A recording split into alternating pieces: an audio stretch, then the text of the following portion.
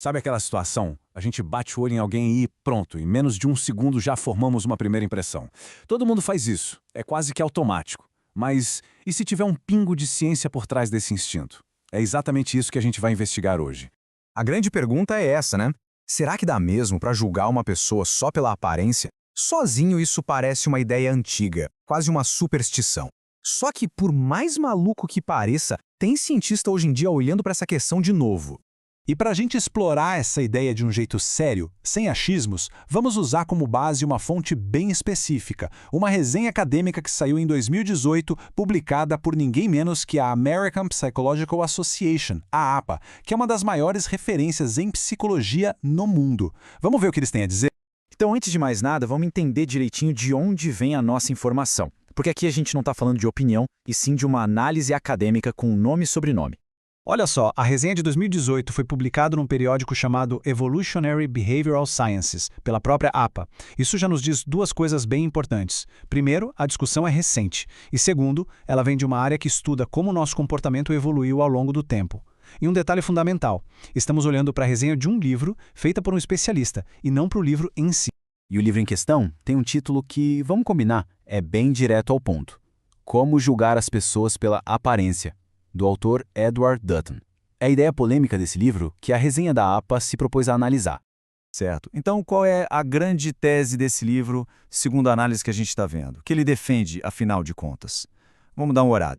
E aqui o negócio fica interessante. A resenha destaca que o livro vem com uma ideia bem radical. Aquela prática antiga de ler rostos, a fisionomia, talvez não seja a pseudociência que todo mundo imaginava. É uma afirmação bem ousada que, segundo o autor do livro, tem base em dados científicos.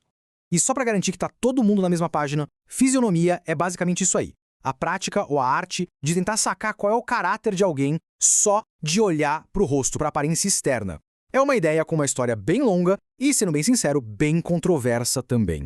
Então, resumindo a tese do livro, como apresentada na resenha, se divide em duas partes. A primeira, talvez a fisionomia mereça ser olhada com mais atenção. E a segunda, aquele nosso impulso de julgar pela aparência, não seria um defeito, mas sim uma ferramenta que a evolução nos deu para ajudar na sobrevivência. Isso leva a gente para uma pergunta bem lógica. Tá, se é uma ferramenta porque ela evoluiu, e a resposta, de acordo com o que a resenha aponta sobre o livro, estaria na nossa própria evolução como espécie. A resposta, segundo a análise, é bem direta. Sobrevivência e reprodução. Pensa só. Lá nos primórdios, a capacidade de avaliar rapidinho se alguém era amigo ou inimigo, um parceiro em potencial ou uma ameaça, isso podia ser a diferença entre viver ou morrer. Uma coisa totalmente prática. Mas, olha, é muito importante entender uma coisa. Nem o livro, nem essa resenha são a palavra final sobre o assunto. Eles são, na verdade, uma peça dentro de um quebra-cabeça bem maior, um debate na ciência que, com certeza, está longe de acabar. E o mais fascinante é que a própria APA, quando publicou essa resenha, fez questão de conectar o tema com vários outros estudos. Isso mostra que essa questão de julgar pela aparência é um assunto quente em várias áreas da psicologia e vai muito além de um único livro. E dá uma olhada na variedade dos temas. Os estudos relacionados vão desde como a sociedade percebe a aparência de pessoas com certas condições de saúde, passando por quais qualidades as pessoas acham que um bom juiz deve ter, e chega até em como as crianças aprendem a diferenciar o que é aparência e o que é realidade. Isso só prova como entender nossos julgamentos visuais é uma questão central. No final das contas, isso tudo deixa a gente com uma pulga atrás da orelha. Hoje a gente viu a ciência moderna dando uma nova olhada numa ideia muito, muito antiga. E isso faz a gente pensar, será que existem outras crenças do passado que hoje a gente considera superadas, mas que poderiam revelar algo novo se a gente olhasse para elas com as ferramentas que temos hoje? É uma pergunta que fica no ar, e o debate com certeza vai continuar.